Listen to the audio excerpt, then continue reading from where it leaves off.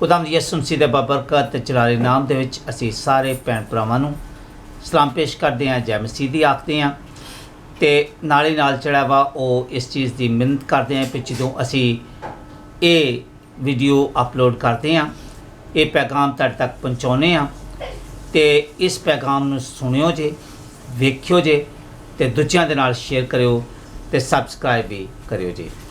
मतलब कहण दा इह वा कि अजकल जिहड़ा वा ओह बहुत घੱਟ जिहड़ा वा ओह सानू मवाद पंजाबी ज़बान दे विच मिलदा वा ते असीं इंग्लिश नूं छड्ड के, उर्दू नूं छड्ड के, हिंदी नूं छड्ड के ते असीं अपने पंजाब दे वास्ते जिहड़ा वा अपने उन्हां पंजाबी भैन भरावां वास्ते जिहड़े पंजाबी ज़बान बोलते ने, जिहड़े लिखते ने, जिहड़े पढ़ते ने, जिहड़े सुनते ने, उन्हां वास्ते पेश करन डे हां ताकि ये खुदा दा जिंदा कलाम उन्हां दी ज़बान दे विच उन्हां तक पहुँच जाए।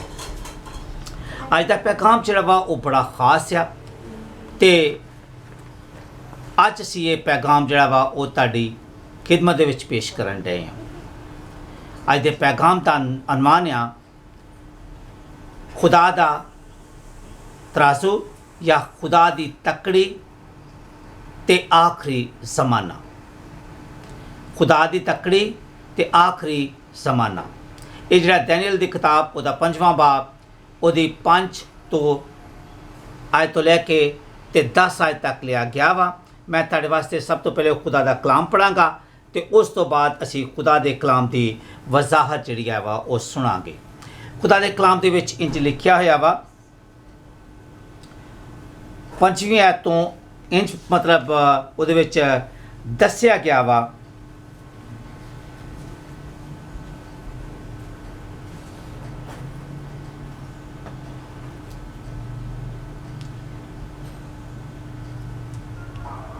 लिखा पे उसी वक़्त आदमी के हाथ की उंगलियां सार हुईं और उन्होंने क्षमादान के मुकाबल बादशाही महल की दीवार के कच पर लिखा और बादशाह ने हाथ का वो हिस्सा जो लिखता था देखा। तब बादशाह के चेहरे का रंग उड़ गया और उसके ख्यालात उसको परेशान करने लगे, यहाँ तक कि उसकी कमर के जोड़ ढीले हो गए और उसके घुटने एक दूसरे से टकराने लगे। बादशाह ने चलाकर कहा कि नजूमियों और कश्तियों और फालगिरों को हाजिर करें।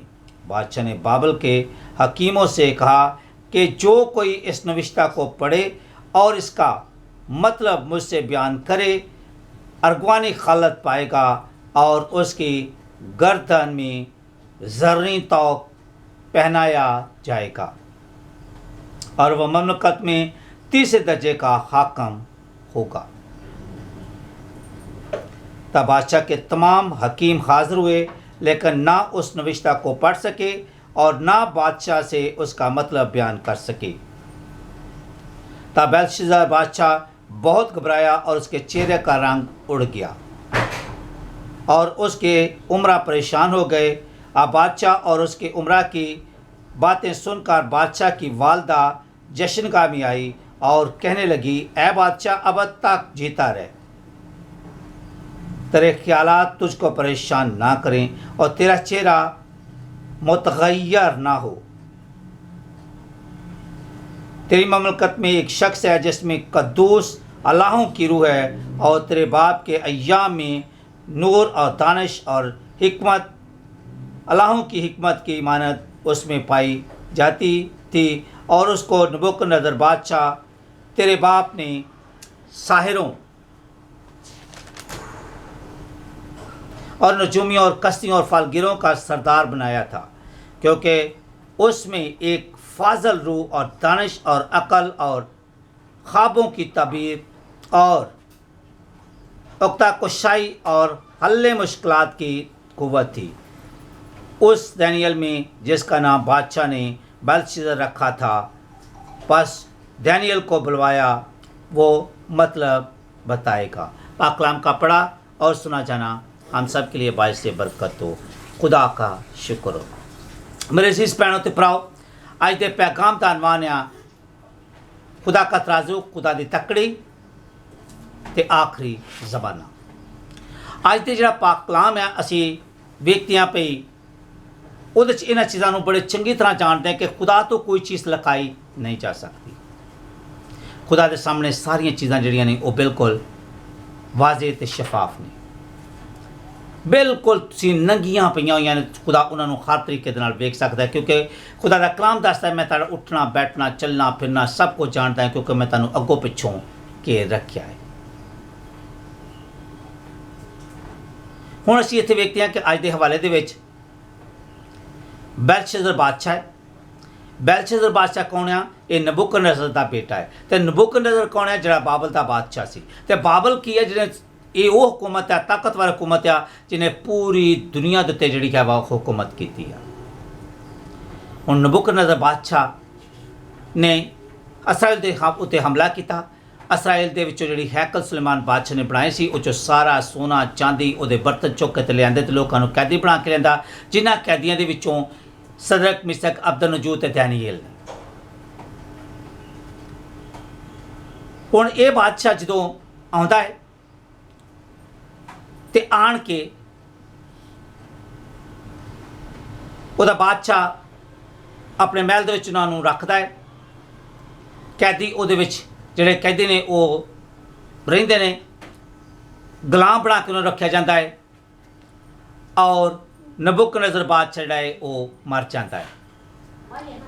ਨਬੂਕਦਨੇਜ਼ਰ ਬਾਦਸ਼ਾਹ ਨੇ ਵੀ ਖੁਦਾ ਦਾ ਹੱਥ ਵੇਖਿਆ ਜਦੋਂ ਸਦਰਕ ਮਿਸਕ ਅਬਦਨਜੂ ਨੂੰ ਜਿਹੜੀ ਅੱਗ ਦੀ ਭੱਠੀ ਦੇ ਵਿੱਚ ਸੁੱਟਿਆ ਗਿਆ ਸੀ, ਤੇ ਸੁੱਟੇ 3 ਸਨ ਤੇ ਉੱਥੇ 4 ਲੋਕ ਜਿਹੜੇ ਨੇ ਉਹ ਦਿਖਾਈ ਦਿੰਦੇ ਨੇ। ਤੇ ਫਿਰ ਉਹਨੇ ਕਿਹਾ ਸੀ ਕਿ ਇਸ ਪੂਰੇ ਮੇਰੀ ਮਮਲਕਤ ਦੇ ਵਿੱਚ, ਪੂਰੇ ਮੇਰੀ ਹਕੂਮਤ ਦੇ ਵਿੱਚ ਜਿਹੜਾ ਵਾ ਉਹ ਸਿਰਫ ਦੈਨੀਏਲ ਦਾ ਖੁਦਾ ਜਿਹੜਾ ਹੈ, ਸਦਰਕ ਮਿਸਕ ਅਬਦਨਜੂ ਦਾ ਖੁਦਾ ਜਿਹੜਾ ਵਾ ਉਹ ਸਭ ਤੋਂ ਅਸੀਮ ਗਿਣਿਆ ਜਾਏਗਾ ਤੇ ਸਾਰੇ ਉਹਦੀ ਬੰਦਗੀ ਕਰੋ। ਹੁਣ ਇੱਥੇ ਜਿਹੜਾ ਵਾ ਉਹਦਾ ਮੁੰਡਾ ਉਹ ਤੋਂ ਵੀ ਵੱਧ ਨਿਕਲਿਆ। ਉਹ ਬੈਲਸ਼ਜ਼ਰ ਬਾਦਸ਼ਾਹ ਉਹਦੀ ਗੱਦੀ ਤੇ ਬਹਿੰਦਾ। ਜਦੋਂ ਉਹਦਾ ਬਾਪ ਨਬੂਕਦਨੇਜ਼ਰ ਮਰ ਜਾਂਦਾ ਹੈ ਤੇ ਉਹ ਉਹਦੀ ਗੱਦੀ ਤੇ ਬਹਿੰਦਾ ਹੈ, ਤੇ ਉਹ ਆਪਣੀਆਂ ਬੀਵੀਆਂ ਨੂੰ, ਉਦੋਂ ਬਾਦਸ਼ਾਹ ਦੀ ਇੱਕ ਬੀਵੀ ਨਹੀਂ ਸੀ, ਉਦੋਂ ਕਈ ਬੀਵੀਆਂ ਹੁੰਦੀਆਂ ਸਨ। ਫਿਰ ਨਾ ਸਿਰਫ ਬੀਵੀਆਂ ਬਲਕਿ ਉਹਦੀਆਂ ਖੁਰਮਾਂ ਹੁੰਦੀਆਂ ਸਨ, ਉਹਦੀਆਂ ਨੌਕਰਾਣੀਆਂ, ਉਹਦੀਆਂ ਗੋਲੀਆਂ ਹੁੰਦੀਆਂ ਸਨ, ਜਿਹੜੀਆਂ ਸਾਰੀਆਂ ਹੀ ਉਹਦੇ ਨਾਲ ਬਹਿੰਦੀਆਂ ਸਨ ਤੇ ਸ਼ਰਾਬ ਪੀਂਦੀਆਂ ਸਨ। ਉਹਦੇ ਨਾਲ ਵਜ਼ੀਰਾ ਬੈਠੇ, ਉਹਦੇ ਬਾਦਸ਼ਾਹ ਦੇ ਜਿਹੜੇ ਵੱਡੇ ਵੱਡੇ ਅਫੀਸਰ ਸਨ ਉਹ ਬੈਠੇ, ਤੇ ਉਹਨੇ ਸਭ ਦੇ ਵਾਸਤੇ ਇੱਕ ਪਾਰਟੀ ਕੀਤੀ ਤੇ ਉਹਦੇ 'ਚ ਸ਼ੋਅ ਮਾਰਨ ਦੀ ਖਾਤਰ, ਆਪਣਾ ਰੋਬ ਦਬਦਬਾ ਦਿਖਾਉਣ ਦੀ ਖਾਤਰ ਉਹਨੇ ਕਿਹਾ ਭਈ ਜਾਓ ਜਿਹੜੇ ਬਰਤਨ ਜਿਹੜੇ ਨੇ ਉਹ ਹੈਕਲ ਦੇ ਵਿੱਚੋਂ ਲਿਆਂਦੇ ਨੇ ਉਹਨਾਂ ਨੂੰ ਕੱਢ ਕੇ ਲਿਆਓ। ਨੌਕਰਾਂ ਚਾਕਰਾਂ ਨੂੰ ਪਾਕ ਜਿਹੜੇ ਸਨ ਬਰਤਨ ਉਹ ਕੱਢ ਕੇ ਲਿਆਂਦੇ ਤੇ ਲਿਆ ਕੇ ਉਹਨਾਂ ਨੇ ਉਹਦੇ ਵਿੱਚ ਸ਼ਰਾਬ ਨੋਸ਼ੀ ਕੀਤੀ ਤੇ ਬੁੱਤ ਪ੍ਰਸਤੀ ਕੀਤੀ। ਉਹਨੇ ਬਜਾਏ ਖੁਦਾ ਨੂੰ ਜਿਹੜਾ ਜਲਾਲ ਦੇਣ ਦੇ, ਗਲੋਰੀ ਦੇਣ ਦੇ, ਉਹਨੇ ਆਪਣੇ ਨਾਂ ਨੂੰ ਗਲੋਰੀ ਤੇ ਆਪਣੇ ਨਾਂ ਨੂੰ ਜਲਾਲ ਦਿੱਤਾ ਤੇ ਆਪਣਾ ਗਰੂਰ ਤੇ ਉਹਦਾ ਸਿਰ ਐਡਾ ਜਿਹੜਾ ਵਾ ਭਾਰਾ ਹੋ ਗਿਆ ਤੇ ਵੱਡਾ ਹੋ ਗਿਆ ਕਿ ਉਹ ਕਿਸੇ ਦੇ ਨਾਲ ਜਿਹੜਾ ਹੈ ਵਾ ਬਹਿਣਾ ਵੀ ਕਿ ਕਿਸੇ ਨੂੰ ਕੋਈ ਚੀਜ਼ ਸਮਝਦਾ ਨਹੀਂ ਗਾ, ਕਿਉਂਕਿ ਸਭ ਤੋਂ ਵੱਡੀ ਪਾਵਰ ਸੀ। ਅੱਜ ਦੇ ਦੌਰ 'ਚ ਵੀ ਵੇਖੋ ਕਿ ਜਿਹੜੇ ਲੋਕ ਆਪਣੇ ਆਪ ਨੂੰ ਗਰੂਰ ਤੇ ਤਕੱਬਰ ਦੇ ਨਾਲ ਜਿਹੜਾ ਵਾ ਉਹ ਵੱਡਾ ਕਰਨ ਦੀ ਕੋਸ਼ਿਸ਼ ਕਰਦੇ ਨੇ, ਖੁਦਾ ਉਹਨਾਂ ਦੇ ਸਿਰ ਨੂੰ ਜਿਹੜਾ ਵਾ ਉਹ ਨੀਚਾ ਕਰ ਦਿੰਦਾ ਹੈ। ਕਿਉਂਕਿ ਇੱਕ ਇਹਨਾਂ ਬਾਦਸ਼ਾਹਾਂ, ਇਹਨਾਂ ਮਮਲਕਤਾਂ, ਇਹਨਾਂ ਹਕੂਮਤਾਂ ਤੋਂ ਉੱਪਰ ਇੱਕ ਬਾਦਸ਼ਾਹ ਜਿਹੜਾ ਖੁਦਾਵੰਦ ਜ਼ਿੰਦਾ ਖੁਦਾ ਹੈ, ਜਿਹਨੂੰ ਮਕਾਸ਼ਵ ਦੀ ਕਿਤਾਬ ਦੇ ਵਿੱਚ ਕਿਹਾ ਗਿਆ ਕਿ ਉਹ ਬਾਦਸ਼ਾਹਾਂ ਦਾ ਬਾਦਸ਼ਾਹ ਤੇ ਖੁਦਾਵੰਦਾਂ ਦਾ ਖੁਦਾਵੰਦ ਹੈ। ਉਹ ਇਹ ਤੇ ਇਹਨਾਂ ਤੋਂ ਕੋਈ ਚੀਜ਼ ਲੁਕਾਈ ਜਾ ਸਕਦੀ ਆ, ਪਰ ਖੁਦਾ ਤੋਂ ਕੋਈ ਚੀਜ਼ ਲੁਕਾਈ ਨਹੀਂ ਜਾ ਸਕਦੀ, ਕਿਉਂਕਿ ਉਹ ਦਿਲਾਂ ਤੇ ਗੁਰਦਿਆਂ ਦੀਆਂ ਗੱਲਾਂ ਜਾਣਦਾ ਹੈ। ਈਵਨ ਜਦ ਦਿਲ ਦਾ ਇਲਾਜ ਅਸੀਂ ਨਹੀਂ ਕਰ ਸਕਦੇ, ਉਹ ਕਹਿੰਦਾ ਦਿਲ ਜਿਹੜਾ ਲਾਲਾਜ ਤੇ ਹੀਲਾ ਬਾਜ ਆ, ਖੁਦਾਵੰਦ ਉਹਦਾ ਵੀ ਜਿਹੜਾ ਵਾ ਉਹ ਇਲਾਜ ਕਰ ਦਿੰਦਾ ਵਾ, ਕਿਉਂਕਿ ਉਹ ਦਿਲਾਂ ਤੇ ਗੁਰਦਿਆਂ ਦੀਆਂ ਗੱਲਾਂ ਨੂੰ ਜਾਣਦਾ ਹੈ। ਮੇਰੇ ਅਜ਼ੀਜ਼ੋ, ਅੱਜ ਤੇ ਅਸੀਂ ਕਲਾਮ ਦੇ ਵਿੱਚ ਜਦੋਂ ਵੇਖਦੇ ਹਾਂ ਕਿ ਜਦੋਂ ਬੰਦਾ ਬੈਠਾ ਹੁੰਦਾ ਹੈ ਉਹ 'ਚ ਗਰੂਰ ਤੇ ਤਕੱਬਰ ਹੁੰਦਾ ਹੈ। ਜ਼ਬੂਰ 40 ਦੇ ਵਿੱਚ ਲਿਖਿਆ ਕਿ ਗਮੰਡੀਆਂ ਕੋਲੋਂ ਨਹੀਂ ਜਾਂਦਾ, ਨਾ ਝੂਠਿਆਂ ਨਾਲ ਰੱਖਦਾ ਯਾਰੀ। ਤੇ ਫਿਰ ਕੀ ਹੁੰਦਾ ਹੈ ਕਿ ਖੁਦਾ ਦੀ ਤੱਕੜੀ, ਖੁਦਾ ਦਾ ਤਰਾਜ਼ੂ ਜਿਹੜਾ ਹੈ ਉਹ ਨਿਕਲਦਾ ਹੈ, ਜਿਹਦੇ 'ਚ ਉਹ ਬੰਦੇ ਨੂੰ ਤੋਲਦਾ ਹੈ, ਜਿਹਦੇ 'ਚ ਉਹਦੀ ਹਕੂਮਤ ਨੂੰ ਤੋਲਦਾ ਹੈ, ਜਿਹਦੇ 'ਚ ਉਹਦੀ ਸ਼ਾਨ ਸ਼ੌਕਤ ਸਾਰੀਆਂ ਚੀਜ਼ਾਂ ਨੂੰ ਤੋਲਦਾ ਹੈ। ਤੇ ਫਿਰ ਦੀਵਾਰ ਦੇ ਵਿੱਚੋਂ ਦੀ ਇੱਕ ਹੱਥ ਨਿਕਲਦਾ ਹੈ, ਸਿਰਫ ਹੱਥ ਨਿਕਲਦਾ ਹੈ। ਕਦੀ ਇਹ ਚੀਜ਼ ਜਿਹੜੀ ਆ ਅਸੀਂ ਜ਼ਿੰਦਗੀ ਦੇ ਵਿੱਚ ਨਹੀਂ ਵੇਖੀ ਕਿ ਦੀਵਾਰ ਦੇ ਵਿੱਚੋਂ ਕੋਈ ਹੱਥ ਨਿਕਲੇ। ਇਹ ਬਿਲਕੁਲ ਗੈਰ ਮਾਮੂਲੀ ਚੀਜ਼ ਹੈ। ਇਹ ਉਹ ਚੀਜ਼ਾਂ ਜਿਹਨੂੰ ਅਸੀਂ ਕਦੀ ਪਹਿਲਾਂ ਵੇਖਿਆ ਨਹੀਂ। ਤੇ ਦੀਵਾਰ ਦੇ ਵਿੱਚੋਂ, ਉਹਦੇ ਮਹਿਲ ਦੇ ਦੀਵਾਰ ਦੇ ਵਿੱਚੋਂ ਸ਼ਮਾਦਾਨ, ਜਿੱਥੇ ਉਹਨਾਂ ਲਾਈਟ ਰੱਖੀ ਸੀ, ਉਹਦੇ ਲਾਗੋਂ ਹੱਥ ਨਿਕਲਦਾ ਹੈ ਤੇ ਹੱਥ ਲਿਖਦਾ ਹੈ ਮੀਨੇ ਮੀਨੇ ਸਕੀਲੋ ਫਰਸੀਲ। ਹੁਣ ਜਦੋਂ ਲਿਖਿਆ ਜਾਂਦਾ ਹੈ, ਬਾਦਸ਼ਾਹ ਹੱਥ ਨੂੰ ਵੇਖਦਾ ਹੈ, ਕਿਉਂਕਿ ਦਿਖਾਉਣਾ ਸਭ ਕੁਝ ਖੁਦਾ ਨੇ ਬਾਦਸ਼ਾਹ ਨੂੰ ਸੀ ਕਿ ਵੇਖ, ਜਿਹੜਾ ਤੂੰ ਗਰੂਰ, ਜਿਹੜਾ ਤੂੰ ਤਕੱਬਰ ਕਰਦਾ ਜਾਂ ਘਮੰਡ ਕਰਦਾ ਵੇਂ, ਇਹ ਤੇਰਾ ਕੋਈ ਚੀਜ਼ ਵੀ ਮੇਰੇ ਸਾਹਮਣੇ ਨਹੀਂ। ਤੇ ਬਾਦਸ਼ਾਹ ਜਦੋਂ ਹੱਥ ਵੇਖਿਆ ਤੇ ਉਹਦੇ ਹੱਥ ਕੰਬਣ ਡੈ ਪਏ, ਉਹਦੇ ਗਿੱਟਿਆਂ ਨਾਲ ਗਿੱਟੇ ਵੱਜਣ ਡੈ ਪਏ, ਉਹਦਾ ਰੰਗ ਜਿਹੜਾ ਪੀਲਾ ਪੈ ਗਿਆ ਤੇ ਉਹਦੇ ਹੋਸ਼ੋ ਹਵਾਸ ਉੱਡ ਗਏ।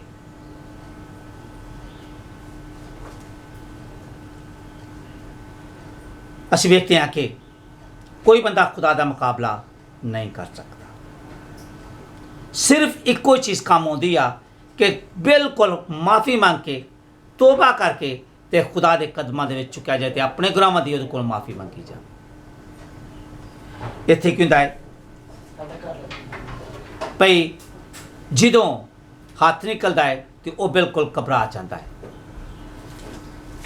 ਹੁਣ ਬਚਾਏ ਕਿ ਵੇਖੋ ਤੁਸੀਂ, ਕਿ ਬਚਾਏ ਕਿ ਤੋਬਾ ਕਰਨ ਦੇ, ਬਚਾਏ ਕਿ ਚੰਗਾ ਕੰਮ ਕਰਨ ਦੇ, ਉਹ ਇਹ ਕਰਦਾ ਵਾ ਭਈ ਆਪਣੇ ਜਾਦੂਗਰਾਂ ਨੂੰ, ਆਪਣੇ ਜਿਹੜਾ ਵਾ ਫਾਲਗੀਰਾਂ ਨੂੰ, ਆਪਣੇ ਨਜੂਮੀਆਂ ਨੂੰ, ਆਪਣੇ ਸਤਾਰਾ ਸ਼ਰਾਸਾਂ ਨੂੰ, ਸਾਰਿਆਂ ਨੂੰ ਬੁਲਾਉਂਦਾ ਹੈ ਕਿ ਆਓ ਤੇ ਮੈਨੂੰ ਦੱਸੋ ਭਈ ਇਹ ਕੀ ਲਿਖਿਆ ਹੈ।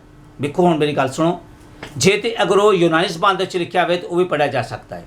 ਜੇ ਉਹ ਅਗਰ ਜਿਹੜਾ ਵਾ ਅਬਰਾਨੀ ਜ਼ਬਾਨ ਦੇ ਵਿੱਚ ਲਿਖਿਆ ਹੋਵੇ ਤਾਂ ਉਹ ਵੀ ਪੜ੍ਹਿਆ ਜਾ ਸਕਦਾ ਹੈ। ਆਰਾਮੀ ਪੜ੍ਹਨ ਵਾਲੇ ਵੀ ਲੋਕ ਉੱਥੇ ਮੌਜੂਦ ਨੇ ਤੇ ਜਿਹੜੀ ਲਾਤੀਨੀ ਜ਼ਬਾਨ ਆ ਉਹ ਵੀ ਪੜ੍ਹ ਸਕਦੇ ਨੇ। ਇਹ ਹੁਣ ਕਿਹੜੀ ਜ਼ਬਾਨ 'ਚ ਲਿਖਿਆ ਵਾ ਜਿਹਨੂੰ ਸਿਰਫ ਦੈਨੀਅਲ ਪੜ੍ਹ ਸਕਦਾ ਹੈ, ਹੋਰ ਕੋਈ ਨਹੀਂ ਪੜ੍ਹ ਸਕਦਾ।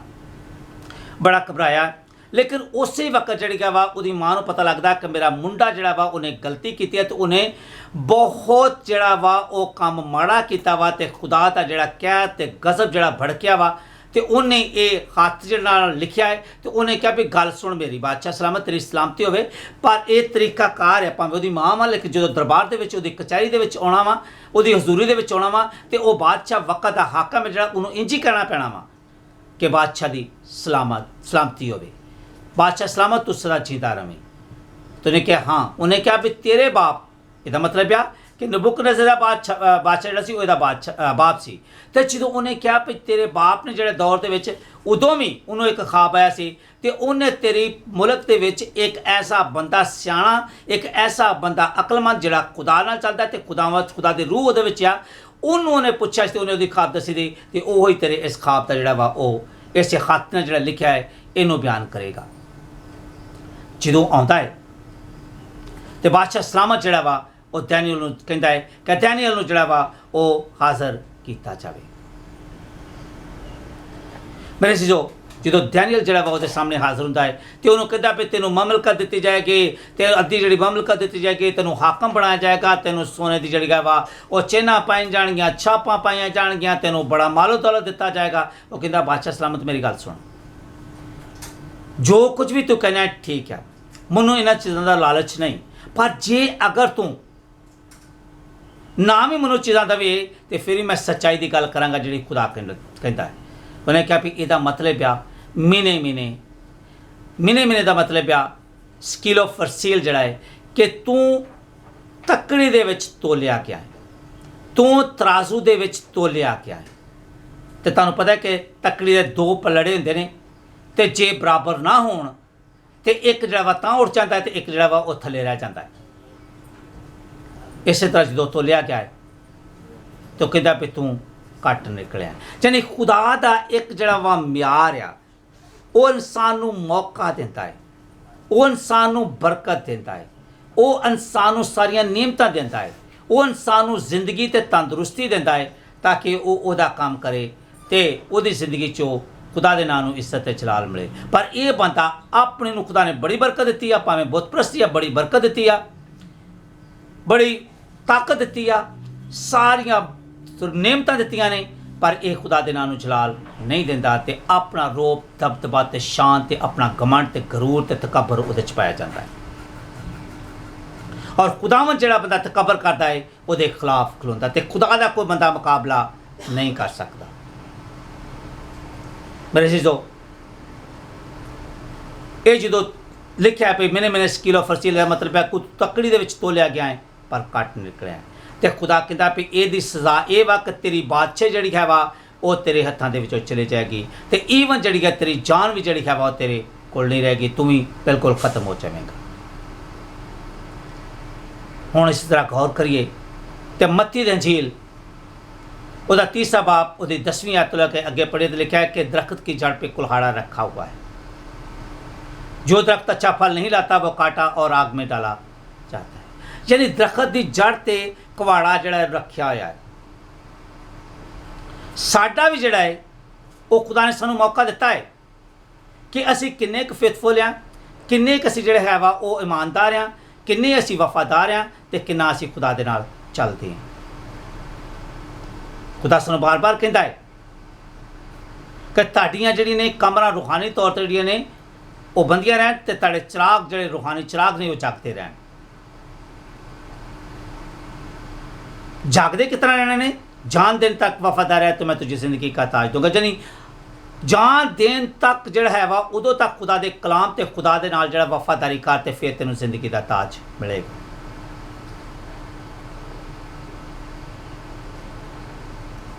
एक दफा का जिक्र है कि 3 बंदे सन, मसीही सन, तो उन्होंने क्या कहा भी तुसी मसीह का इनकार करो तो अस तुहानूं छड्ड देवांगे।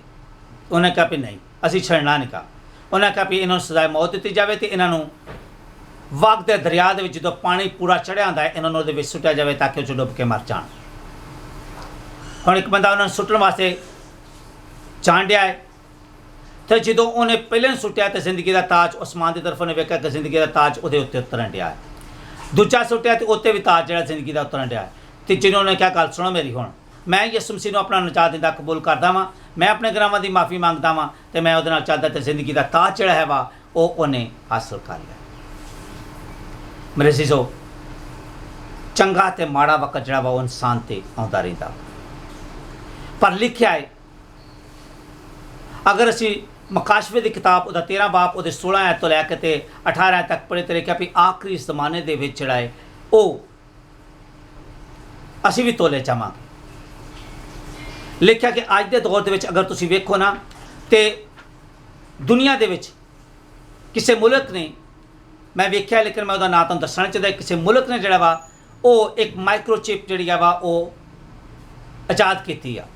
वो कहते हैं भी अज के दौर के एक दूजे के नाल जिहड़ा वो राबता नहीं रखा जा सकता, तो ना असी खरीदो फरोख्त कर सकते हैं, तो ना ही असी जिहड़ा वा किसी वबा तो या वायरस तो या बीमारी तो असी डरते हैं।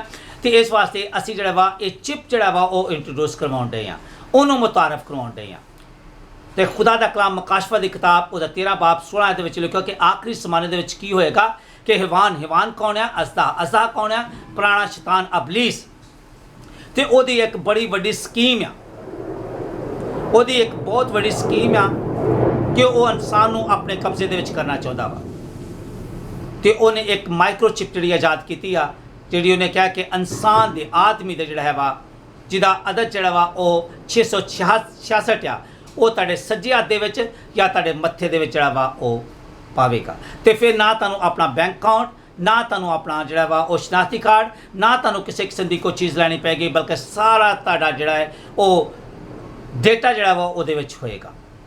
और इस तरीके दे नाल जिहड़ा बंदा भी जिहदे कोल भी वो नहीं होएगा वो ना तो किसी शॉपिंग सेंटर तो खरीदो फरोख्त कर सकता है, ना किसी मार्केट तो सब्जियां या चीज़ां खरीद सकता वा, और ना ही किसी होर चीज़ तो कोई चीज़ खरीद सकता। उहदा अदद जिहड़ा वा वो 666 है। मेरे अजीजो, खुदा दा इंसाफ जिहड़ा है वो चलता रहिंदा है, क्योंकि खुदा सानूं मौका दिंदा है, कहंदा किसी दी हलाक नहीं चाहता बल्कि चाहता कि सारिਆਂ दी तौबा तक नौबत पहुंचे। पर यसू मसीह सानूं बचाउण लई आया है, तो साडा उहदे बारे च की रवैया कि असी भी बचना चाहुंदे हां। जे असी बचना चाहुंदे हां, खुदा मेरे अजीजो ये साफ गल है कि असीं सारिਆਂ ने गुनाह कीता है, कि इहदे च कोई शक नहीं गा भाई असी गुनाह नहीं करते, असी पाक, असी सरासर गुनाह करते हैं। खुदा पाक क्या वो चाहता कि जो मेरे को आना वा तो तुसीं भी पाक होवो, पर जरूरत इस चीज़ की आ भाई असी अपने गुनाहों तो तौबा करिए, यसु मसीह को अपना शख्सी निजात दिंदा कबूल करिए, यसु मसीह ते ईमान रखिए, ते ਉਹਦੀ ਕਲਾਮ ਨੂੰ ਆਪਣੇ ਹਿਰਦੇ ਦੇ ਵਿੱਚ ਰੱਖੀ, ਆਪਣੇ ਦਿਲ ਦੇ ਵਿੱਚ ਰੱਖੀ। ਜਾਂ ਦਾਊਦ ਕਹਿੰਦਾ ਹੈ ਕਿ ਤੇਰੇ ਕਲਾਮ ਨੂੰ ਮੈਂ ਆਪਣੇ ਦਿਲ ਦੇ ਵਿੱਚ ਰੱਖਿਆ ਤਾਂ ਤੇਰੇ ਖਿਲਾਫ ਗੁਨਾਹ ਨਾ ਕਰਾਂ। ਮੇਰੇ ਅਜ਼ੀਜ਼ੋ, ਜੇ ਅਸੀਂ ਸਾਡੀ ਜ਼ਿੰਦਗੀ ਦੇ ਵਿੱਚ ਗੁਨਾਹ ਵਾ ਤੇ ਫਿਰ ਗੁਨਾਹ ਕੀ ਕਰ ਸਕਦਾ, ਮੈਂ ਤੁਹਾਨੂੰ ਦੱਸਦਾ ਮੈਂ ਵੀ ਗੁਨਾਹ ਕੀ ਕਰ ਸਕਦਾ। ਇਸ ਵਾਰ ਮੈਂ ਤੁਹਾਨੂੰ ਕਹੀ ਕਿ ਪੰਜਾਬੀ ਜ਼ਬਾਨ ਦੇ ਵਿੱਚ ਅਸੀਂ ਇਹ ਪੈਗਾਮ ਇਸ ਵਾਸਤੇ ਦੇਣ ਹਾਂ ਕਿਉਂਕਿ ਸਾਡੇ ਕੋਲ ਜਿਹੜੇ ਲੱਖਾਂ ਤੇ ਕਰੋੜਾਂ ਦੇ ਹਿਸਾਬ ਨਾਲ ਜਿਹੜਾ ਵਾ ਸਾਡੇ ਪੰਜਾਬੀ ਭੈਣ ਭਰਾ ਨੇ ਜਿਹੜੇ ਕਿ ਖੁਦਾ ਦੇ ਕਲਾਮ, ਤੇ ਬਹੁਤ ਸਾਰੇ ਐਸੇ ਵੀ ਭੈਣ ਭਰਾ ਹੈ ਨੇ ਜਿਹੜੇ ਕਿ ਕਲਾਮ ਨੂੰ ਨਹੀਂ ਪੜ੍ਹ ਸਕਦੇ, ਜਿਹੜੇ ਕਲਾਮ ਨੂੰ ਜਿਹੜਾ ਵਾ ਸਿਰਫ ਸੁਣ ਸਕਦੇ ਨੇ। ਤੇ ਖੁਦਾ ਦੇ ਕਲਾਮ 'ਚ ਲਿਖਿਆ ਕਿ ਈਮਾਨ ਸੁਣਨ ਲਈ ਪੈਦਾ ਹੁੰਦਾ ਹੈ ਤੇ ਸੁਣਨਾ ਜਿਹੜਾ ਵਾ ਉਹ ਮਸੀਹ ਦੇ ਕਲਾਮ ਦੇ 'ਚ ਹੈ। ਪਹਿਲੀ ਗੱਲ ਕੀ ਹੈ ਕਿ ਸਾਡੀ ਜ਼ਿੰਦਗੀ ਦੇ ਵਿੱਚ ਗੁਨਾਹ ਵਾ ਤੇ ਫਿਰ ਕੀ ਹੋਏਗਾ, ਗੁਨਾਹ ਦੀ ਸਜ਼ਾਏ ਵਾ ਕਿ ਸਾਡੀ ਰੂਹਾਨੀ ਤੇ ਜਿਸਮਾਨੀ ਮੌਤ ਹੋ ਸਕਦੀ ਹੈ। ਪਹਿਲਾਂ ਅਸੀਂ ਜਿਸਮ ਤੋਂ ਪੈਦਾ ਹੁੰਦੇ ਹਾਂ ਆਪਣੇ ਮਾਂ ਪਿਓ ਤੋਂ, ਤੇ ਫਿਰ ਅਸੀਂ ਖੁਦਾ ਤੋਂ ਪੈਦਾ ਜੋ ਰੂਹਾਨੀ ਤੌਰ 'ਤੇ ਪੈਦਾ। ਤੇ ਜੇ ਅਸੀਂ ਗੁਨਾਹ ਸਾਡੀ ਜ਼ਿੰਦਗੀ ਦੇ ਵਿੱਚ ਤੇ ਰੂਹਾਨੀ ਤੇ ਜਿਸਮਾਨੀ ਮੌਤ ਦਾ ਜਿਹੜਾ ਵਾ ਉਹ ਬਾਇਸ ਬਣ ਸਕਦਾ ਹੈ। ਦੂਜੀ ਗੱਲ ਇਹ ਵਾ ਕਿ ਅਸੀਂ ਖੁਦਾ ਦੀ ਮੁਹੱਬਤ ਨੂੰ ਜਾਣ ਨਹੀਂ ਸਕਦੇ। ਤੀਜੀ ਗੱਲ ਹੋਏਗਾ ਕਿ ਜਿੱਦਾਂ ਹੁਣ ਤੁਸੀਂ ਮੌਜੂਦਾ ਦੌਰ ਦੇ ਵਿੱਚ ਵੇਖਦੇ ਜੇ ਕਿ ਇਸ ਤੋਂ ਬਾਅਦ ਜੋ ਅੱਗੇ ਅਸੀਂ ਵੇਖਣਾ ਵਾ ਤੇ ਉਹਦੇ 'ਚ ਲਿਖਿਆ ਵਾ ਕਿ ਤੁਹਾਨੂੰ ਮਾਲੀ, ਮਾਸ਼ੀ, ਤਲੀਮੀ, ਸਮਾਜੀ ਤੇ ਸਿਆਸੀ ਬੁਹਰਾਨ ਦਾ ਜਿਹੜਾ ਵਾ ਉਹ ਸਾਹਮਣਾ ਕਰਨਾ ਪਏਗਾ। ਚੌਥੀ ਗੱਲ ਜਿਹੜਾ ਕਿ ਖੁਦਾ ਦੇ ਨਾਲ ਸਾਡਾ ਰਾਬਤਾ ਕੋਈ ਨਹੀਂ, ਕਿਉਂਕਿ ਖੁਦਾ ਪਾਕ ਹੈ ਤੇ ਸਾਡੀ ਜ਼ਿੰਦਗੀ 'ਚ ਗੁਨਾਹ ਹੈ। ਤੇ ਪੌਲੁਸ ਰਸੂਲ ਕਹਿੰਦਾ ਕਿ ਸਾਰੇ ਨੇ ਗੁਨਾਹ ਕੀਤਾ ਤੇ ਖੁਦਾ ਦੇ ਜਲਾਲ, ਖੁਦਾ ਦੇ ਸਟੈਂਡਰਡ, ਰੂਹਾਨੀ ਸਟੈਂਡਰਡ ਜਿਹੜਾ ਵਾ ਉਹ ਤੋਂ ਮਹਿਰੂਮ ਰਹੇ ਨੇ। ਤੇ ਅਗਰ ਤੁਸੀਂ ਵੇਖੋ ਜਸਾਇਆ ਦੀ ਕਿਤਾਬ ਪਹਿਲਾ ਬਾਬ ਵੇਖੋ ਤਾਂ 'ਚ ਲਿਖਿਆ ਹੈ ਭਈ ਜਦੋਂ ਤੁਸੀਂ ਦੁਆ ਕਰੋਗੇ ਤਾਂ ਮੈਂ ਤੁਹਾਡੀ ਦੁਆ ਨਹੀਂ ਸੁਣਾ। ਜੇ ਗੁਨਾਹ ਜ਼ਿੰਦਗੀ ਦੇ ਵਿੱਚ ਦੁਆ ਕਰੋਗੇ ਤਾਂ ਮੈਂ ਦੁਆ ਨਹੀਂ ਸੁਣਾਂਗਾ।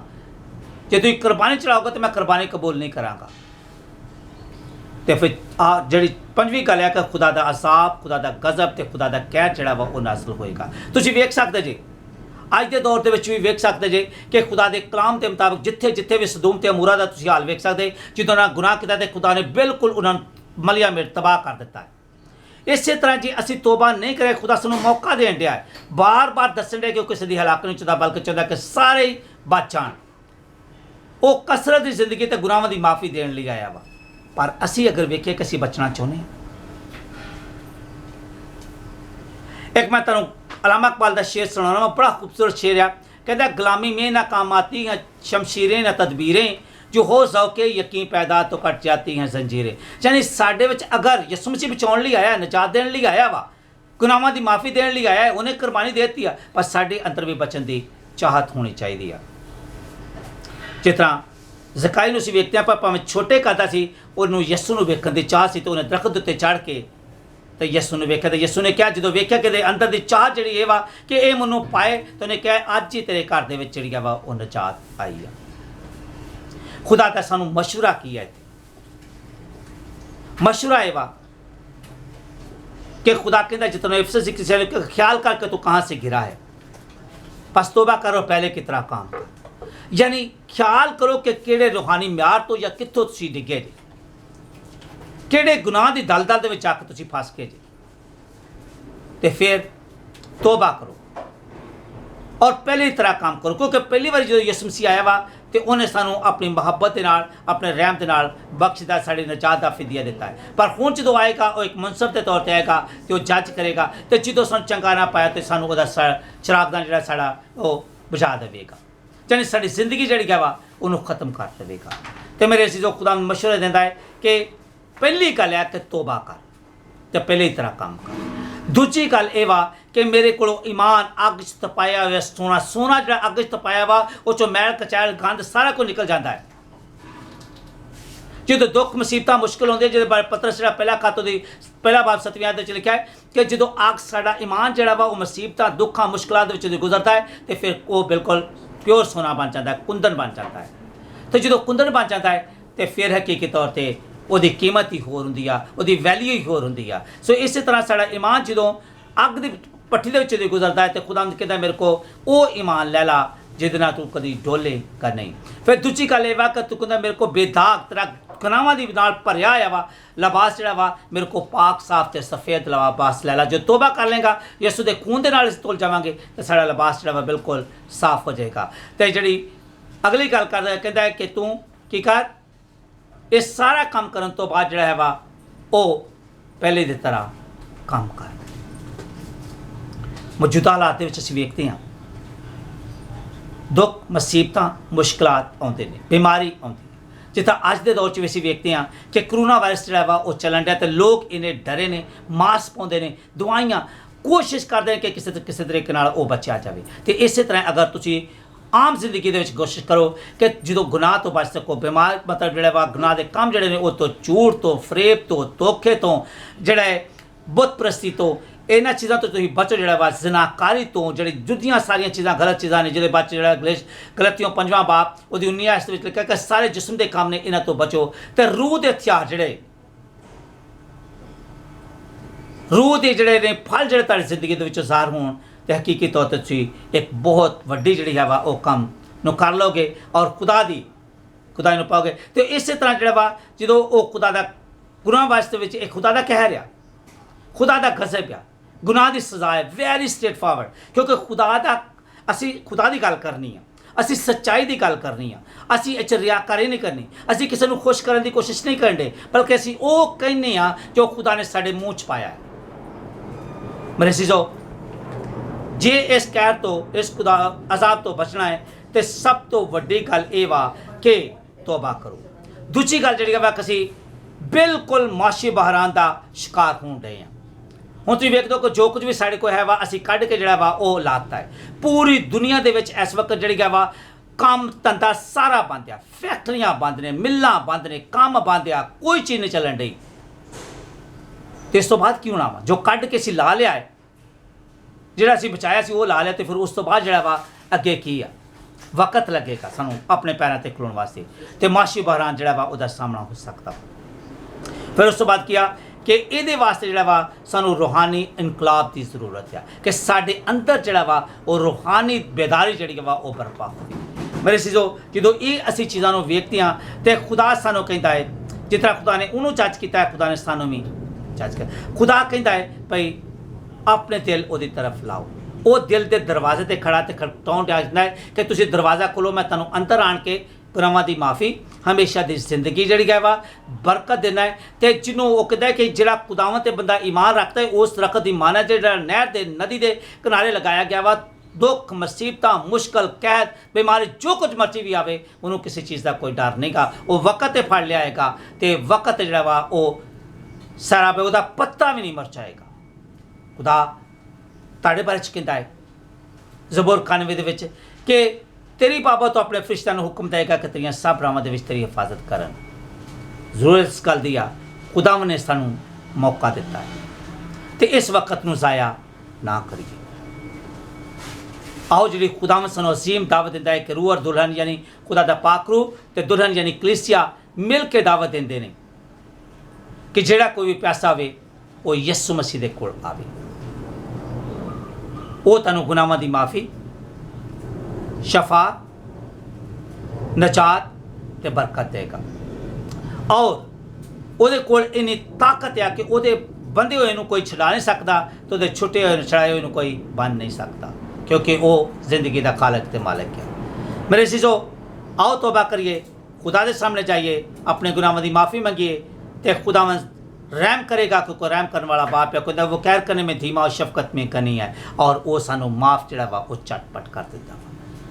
इस वास्ते जरूरत इस गल दी आ कि असीं अपने गुनाहां तो तौबा करिए, तो जदों वो सानू तोले तो असीं पूरे उतरीए, असीं उहदे सामने खलोईए और सानू कहे आओ मेरे बाप ते मुबारक लोगो, तुहाडे वास्ते महल तैयार है, जगह तैयार है, आओ मेरे नाल आण के रवो ते बादशाही करो। खुदावंद अज दे कलाम दे सानू बड़ी बरकत बख्शे। आमीन।